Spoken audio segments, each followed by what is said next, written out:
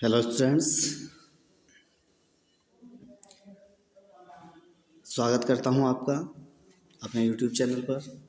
और आज की इस क्लास में हम लोग नाइन्थ क्लास की जो बुक है समकालीन भारत, उसके लेसन नंबर 3 के बारे में हम अध्ययन करेंगे।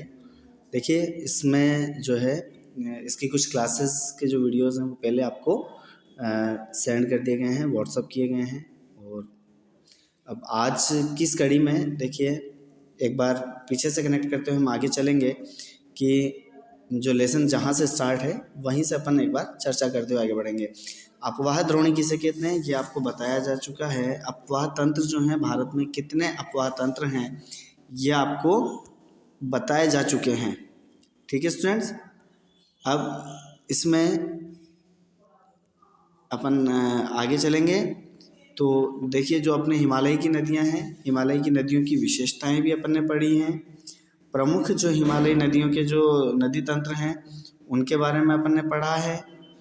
ठीक है स्टूडेंट्स, और गंगा नदी, सिंधु नदी और ब्रह्मपुत्र नदी, उसके बारे में अपन ने पढ़ा हुआ है। और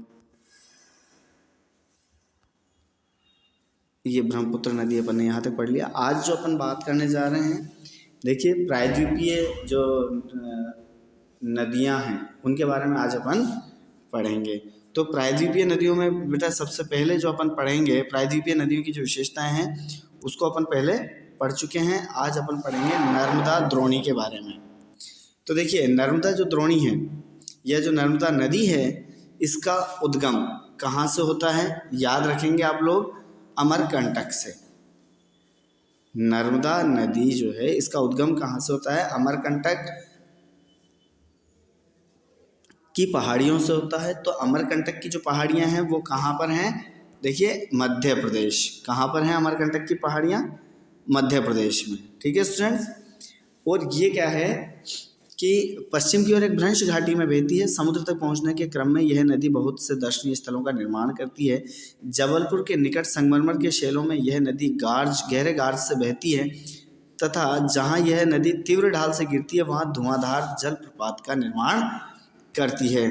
इसको आप लोग याद रखेंगे बेटा कि नर्मदा नदी पर कौन सा जलप्रपात है, तो वो है धुआंधार जलप्रपात। या क्वेश्चन यूँ भी रह सकता है कि धुआंधार जो जलप्रपात है कौन सी नदी पर है, तो वो है नर्मदा नदी पर। देखिए, इसमें आगे बढ़ेंगे अपन। तो नर्मदा की सभी जो सहायक नदियां हैं बहुत छोटी हैं।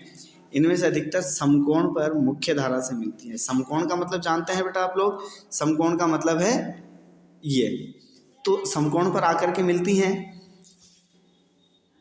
नर्मदा जो द्रोणी है मध्य प्रदेश और गुजरात के कुछ भागों में विस्तृत है। अब देखिए, ये जो नर्मदा नदी है इसकी सफाई के लिए एक अभियान चलाया गया है जिसका नाम क्या है? नमामि देवी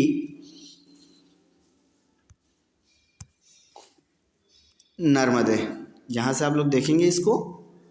ठीक है, आगे देखते हैं अपन तापी द्रोणी। देखिए, ये जो है सतपुड़ा की जो पर्वत श्रेणी है वहाँ से निकलती है तापी नदी। इसका उद्गम है मध्य प्रदेश के बैतूल जिले में सतपुड़ा की पहाड़ियाँ या सतपुड़ा की श्रृंखलाएं। ये जो है नर्मदा के समानांतर एक भ्रंश घाटी में बहती हैं, लेकिन इसकी लंबाई बहुत कम है। इसकी द्रोणी मध्य प्रदेश, गुजरात और महाराष्ट्र में है। देखिए, नर्मदा जो है उसकी द्रोणी कहाँ पर है? मध्य प्रदेश और गुजरात में। जबकि तापी जो है इसकी द्रोणी जो है या इसकी जो है ये महाराष्ट्र राज्य भी इसमें शामिल है। और ये अरब सागर तथा पश्चिमी घाट के बीच का तटीय मैदान बहुत अधिक संकीर्ण है, इसलिए तटीय नदियों की लंबाई बहुत कम है। पश्चिम की ओर बहने वाली मुख्य नदियाँ कौन कौन सी हैं? साबरमती, माही, भारत, पूजा तथा पेरियार हैं उन राज्यों के जो जहाँ ये बहती हैं। ठीक है स्टूडेंट्स, इसका हम क्लास में बात कर लेंगे इसके बारे में। नेक्स्ट है गोदावरी नदी। गोदावरी जो है सबसे बड़ी प्रायद्वीपीय नदी है। बेटा, इसको आप लोग अच्छे से याद रखेंगे कि सबसे बड़ी जो प्रायद्वीपीय नदी है वो कौन सी है? गोदावरी नदी। ये महाराष्ट्र के नासिक जिले में पश्चिमी घाट की ढालों से निकलती है। महाराष्ट्र जो है आपको पता होना चाहिए कि पश्चिमी जो घाट है वहाँ पर स्थित है महाराष्ट्र राज्य। तो महाराष्ट्र से निकलती है नासिक जिले से। इसकी जो कुल लंबाई है वो है 1500 किलोमीटर के लगभग। ये जो है देखिए पश्चिमी घाट से निकलकर और कहाँ जाकर के गिरती है, बंगाल की खाड़ी में। प्रायद्वीपीय नदियों में इसका अपवाह तंत्र सबसे बड़ा है। ये चीज़ तो अपने ऊपर देख ली, सबसे बड़ी नदी है तो जाहिर सी बात है कि ये जो है इसका अपवाह तंत्र भी सबसे बड़ा होगा। इसकी द्रोणी महाराष्ट्र, मध्य प्रदेश, उड़ीसा तथा आंध्र प्रदेश में स्थित है।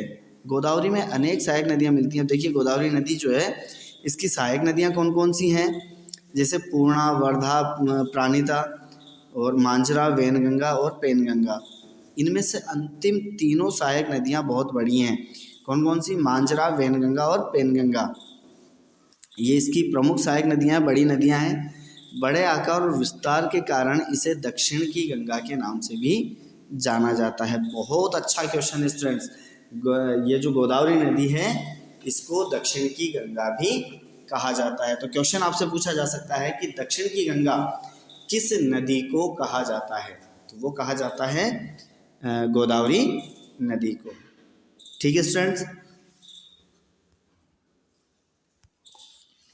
और नेक्स्ट जो नदी है महानदी, इस महानदी के बारे में भी आज ही पढ़ लेते हैं। देखिए महानदी का उद्गम छत्तीसगढ़ की उच्च भूमि से है तथा यह उड़ीसा से बहते हुए बंगाल की खाड़ी में मिल जाती है। इस नदी की लंबाई 860 किलोमीटर है। इसकी अपवाह द्रोणी महाराष्ट्र, छत्तीसगढ़, झारखंड तथा उड़ीसा में है। तो महानदी जो है इसका उद्गम कहाँ से है, छत्तीसगढ़ की उच्च भूमि से, और ये उड़ीसा और उड़ीसा से बहते हुए कहाँ मिल जाती है, बंगाल की खाड़ी में। ठीक है स्टूडेंट्स, आज के लिए इतना ही। और इसके बाद में जो है अपने पास में दो नदियाँ और बचती हैं प्रायद्वीपीय, एक तो कृष्णा और दूसरी कावेरी। इनके बारे में हम नेक्स्ट वीडियो या नेक्स्ट क्लास में हम बात करेंगे। तब तक के लिए धन्यवाद। Okay students, thank you so much.